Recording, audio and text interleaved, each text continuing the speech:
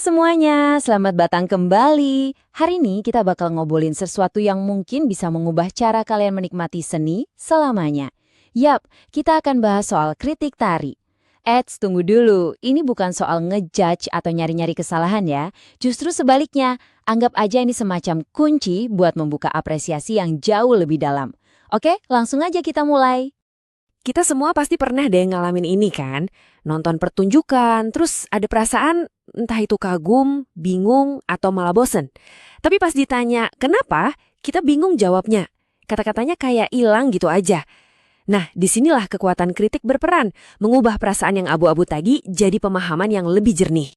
Nah, ini dia bedanya. Kritik itu bukan sekedar bilang bagus atau jelek. Ini tuh cara berpikir yang lebih terstruktur. Jadi kita beralih dari yang tadinya cuma reaksi spontan, jadi sebuah pengamatan yang mendalam. Dari opini yang simpel, jadi apresiasi yang punya makna. Oke, ini dia peta perjalanan kita untuk beberapa menit ke depan. Kita bakal bedah 5 bagian ini.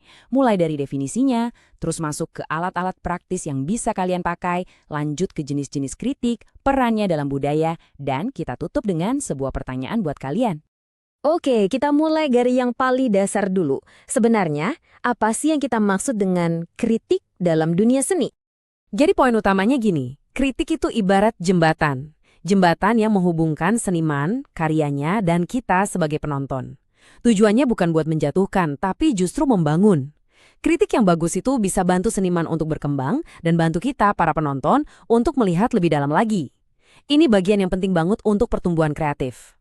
Nah, ini nih bagian yang paling praktis. Saya bakal kasih kerangka kerja, semacam toolkit yang bisa dipakai siapa aja buat mulai melihat tarian atau seni apapun dengan kacamata yang baru. Cuma ada 4 langkah sederhana: deskripsi, analisis, interpretasi, dan evaluasi. Biar lebih kebayang, kita akan langsung terapkan proses ini ke salah satu contoh indah dari budaya kita, arian klasik Jawa, yaitu tari serimpi. Yuk kita lihat gimana cara kerjanya. Langkah pertama ini paling gampang, tapi juga paling krusial. Di sini kita jadi pengamat yang netral. Lupakan dulu soal suka atau nggak suka. Cukup catat faktanya.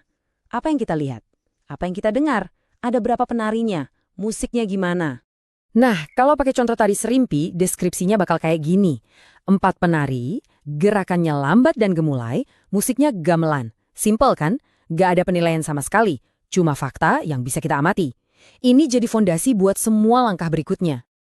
Oke, setelah tahu apanya, sekarang kita pindah ke bagaimananya. Di sini kita mulai membedah pertunjukannya. Gimana para penari menggunakan panggung? Gimana gerakan, kostum, sama musiknya nyambung satu sama lain? Kita cari hubungan antar elemen. Balik lagi ke tari serimpi. Kita bisa fokus ke detail yang spesifik. Misalnya gerakan tangannya. Coba deh perhatiin. Posisi tangan kayak gitu tuh bukan cuma lentik, tapi juga menciptakan kesan ada kekuatan yang lembut. Nah, kita lagi menganalisis bagaimana sebuah gerakan simple bisa menciptakan efek tertentu. Nah, di langkah ini kita jadi kayak detektif makna. Berdasarkan deskripsi dan analisis kita tadi, kira-kira ini semua artinya apa ya? Apa sih pesan yang mau disampaikan? Disinilah kita mencari mengapa di balik setiap pilihan artistiknya. Ini nunjukin kalau gerakan-gerakan anggun itu ternyata lebih dari sekedar indah dilihat. Mereka adalah simbol dari sebuah filosofi yang dalam banget. Pertarungan antara dua kekuatan, baik dan buruk, akal dan nafsu, diwujudkan lewat tarian ini. Keren banget ya? Dan akhirnya kita sampai di evaluasi. Penting buat diingat, ini bukan lagi sekedar aku suka atau aku nggak suka. Penilaian kita sekarang itu didukung sama bukti dari 3 langkah sebelumnya. Seberapa berhasil karya ini menyampaikan pesannya? Jadi untuk tari serimpi, kita bisa simpulkan kalau tarian ini sangat efektif. Kesederhanaannya justru bikin mewah dan gerakannya berhasil banget menyampaikan pesan filosofisnya. Penilaian ini jadi kuat karena dasarnya adalah pengamatan dan analisis yang cermat. Tapi ternyata kritik itu nggak cuma satu jenis loh. Ada beberapa macam, dan masing-masing punya tujuan dan audiens yang beda-beda. Singkatnya gini, kritik jurnalistik itu yang biasa kita temuin di koran atau majalah buat kasih info cepat ke publik. Pedagogik itu dipakai di dunia pendidikan buat bantu siswa berkembang. Ilmiah, ya jelas, untuk studi akademis yang mendalam. Dan populer, tujuannya buat memancing obrolan di masyarakat luas. Sekarang, yuk kita mundur sedikit buat lihat gambaran besarnya. Kenapa sih ini semua penting?